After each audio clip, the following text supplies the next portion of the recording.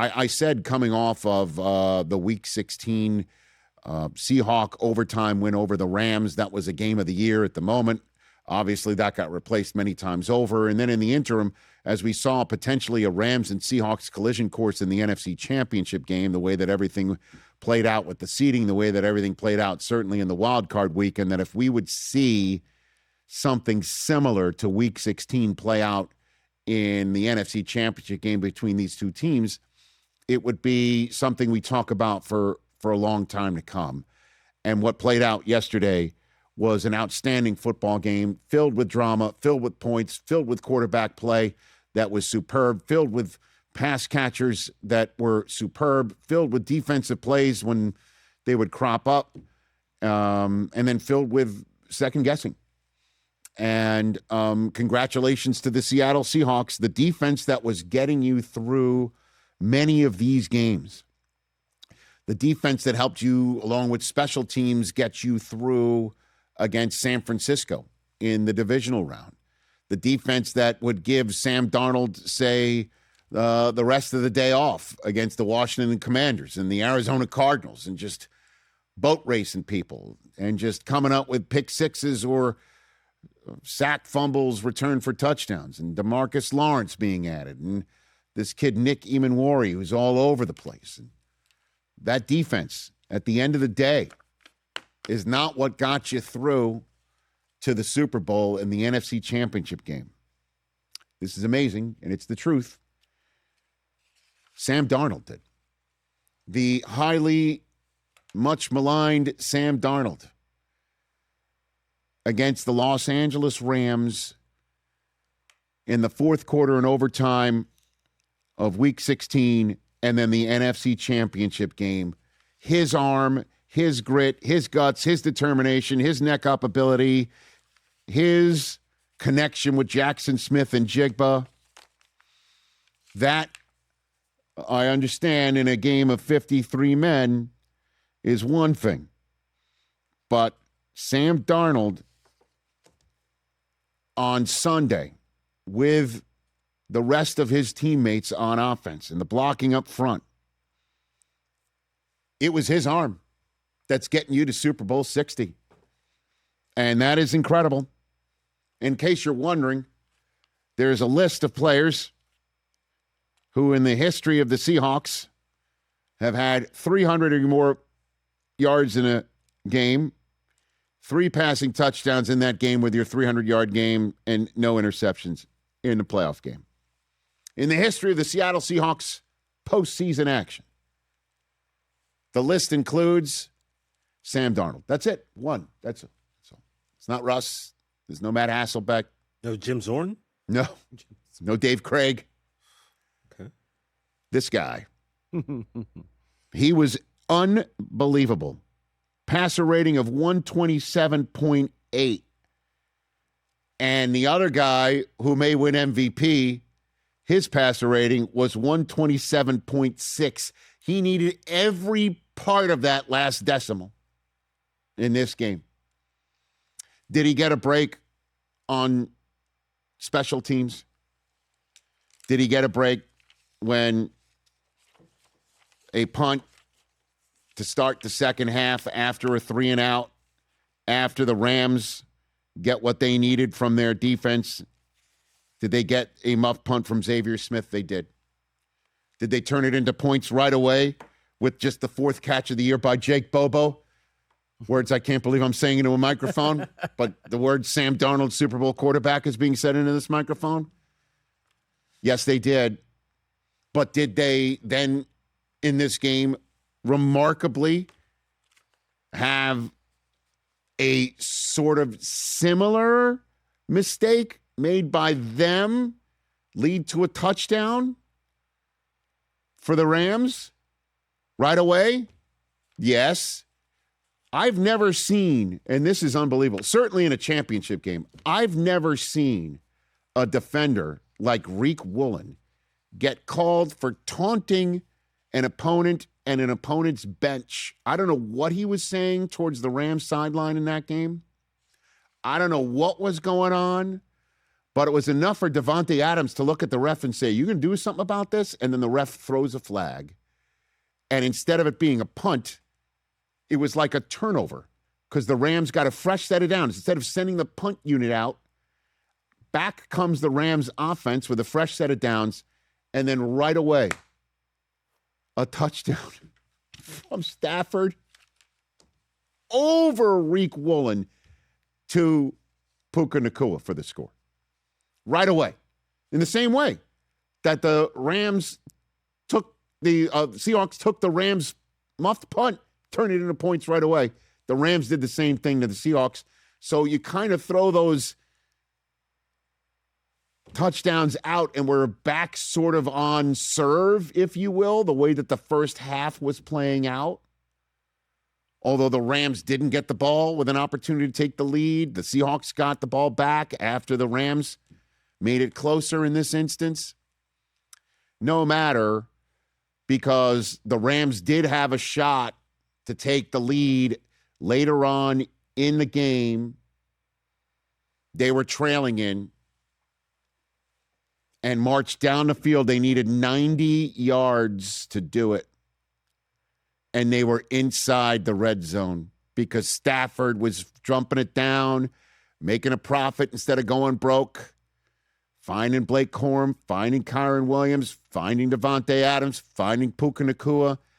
And then instead of kicking a field goal to go down one, Sean McVay decides to go for it. Matthew Stafford on 4th and 1 of going for it, picks it up with his legs. That was unbelievable.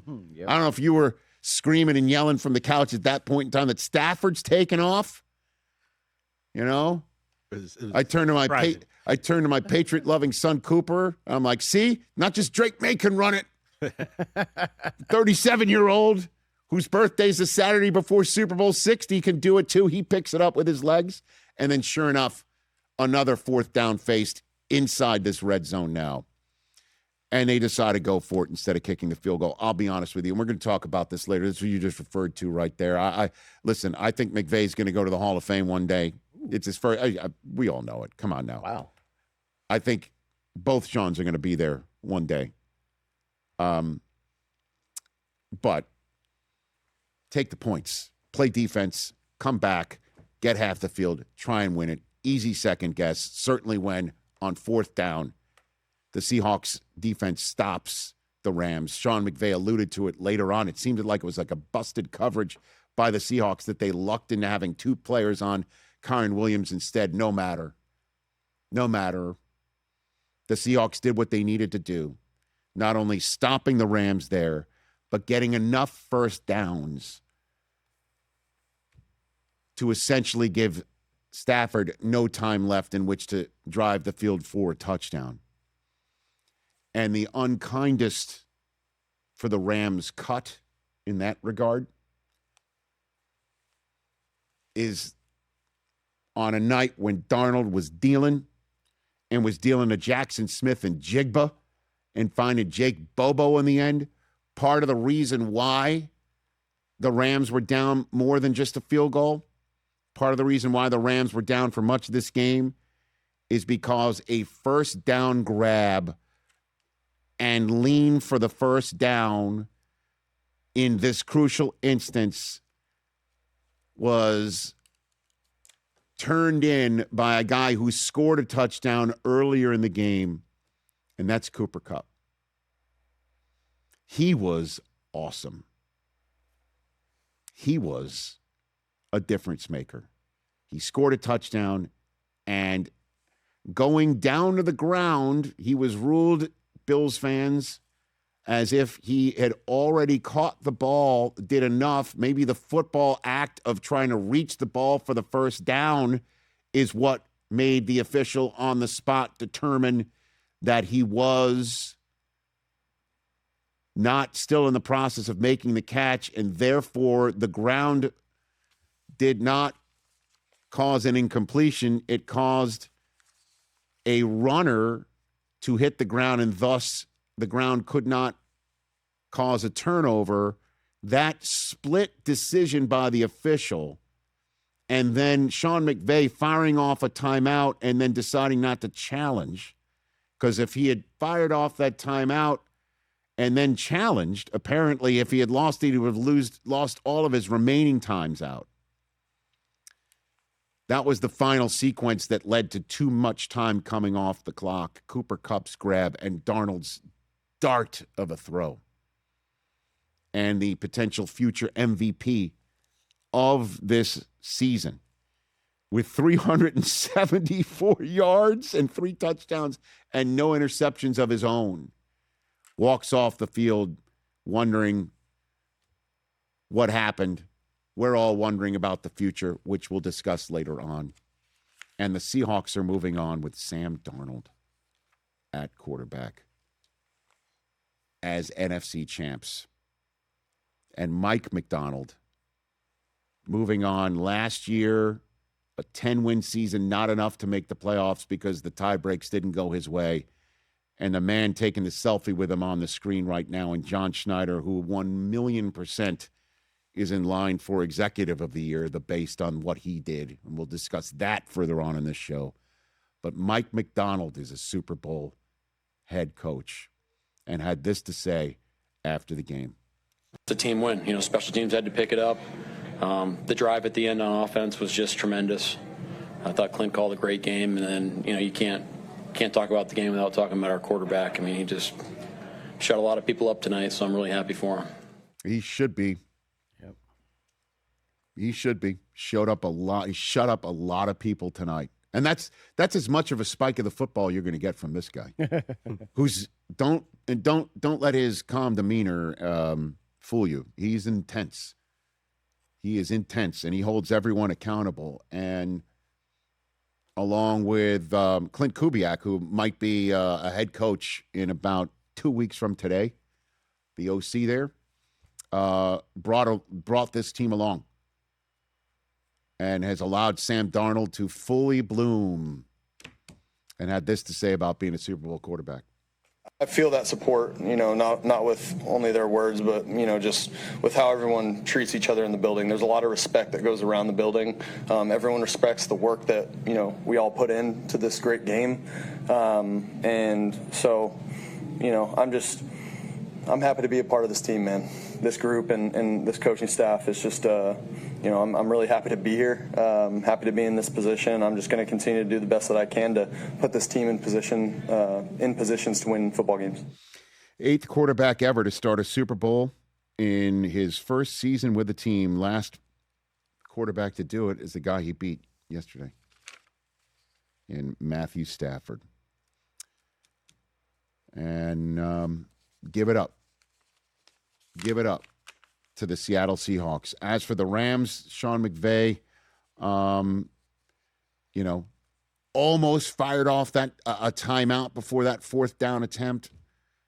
Decided to stick with the play. Took a long, hard look. He sure did. He raced down the sidelines. He raced down the sidelines and gave it as much of a look as any coach this side of Cignetti can give something a look down the line. But decided to stick with it. And he's as intense as they come too, and he internalizes a lot, and I'm sure there's a lot for him to internalize after this one. Well, I mean, I think you make a couple plays tonight, and we're talking about a different thing. So I don't think it's as simple as that. You start all over. I mean, you know that, and that's what's so hard, because to get to these positions, you know, I mean, there is so much work. There's so much time. Things have to go your way. You have to stay healthy. It's a special group. And so you know this, and I know you know this. I'm not minimizing the question. It doesn't work like that. You know, you got to make these plays, and you got to capitalize on these opportunities when you get the chances. And, you know, Seattle was able to do that, and we weren't. But it doesn't take away my love and appreciation for this football team. Ooh, man, I thought the Rams had the stuff to win it all this year, and I think they do. And I know there's going to be a lot of people who are going to spend the next few days, if not week and a half, saying that was the NFC Championship game, was the Super Bowl. That whoever won that game would be playing a team in New England that's ready to be beaten. I think that's nonsense. And I'll explain why later on in this program when we hit that subject matter for the first time, I think, of many over the next week and a half. But This team was ready to go. Stafford playing at his highest level. The run game on point. Puka Nacua catching everything. And then, last night, Jackson Smith-Njigba with a one-hander here, and he was eating up the Rams in that first half. He was just unguardable. What a game it was with all these pass catchers. And then, there's a future Hall of Famer who's now 0 for 5 in NFC Championship games. He's 0 for 5 of them now. And that's Davante Adams, who took it hard. Heartbreak. It's tough. It's tough to talk, honestly. How would you describe how Matthew and the offense played today?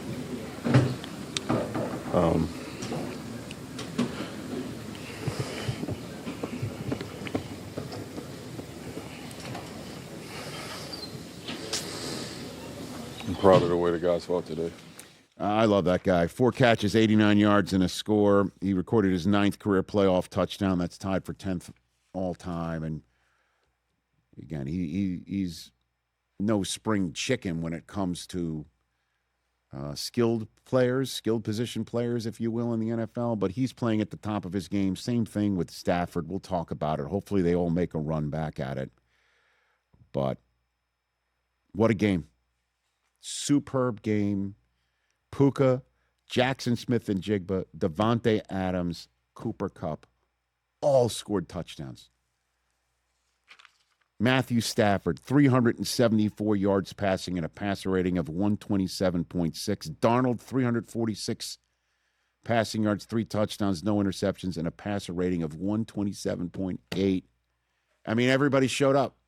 A couple mistakes here and there by both teams. One team took advantage of just a little bit more, and they're going to the Super Bowl, which is why you got to take care of business when you can.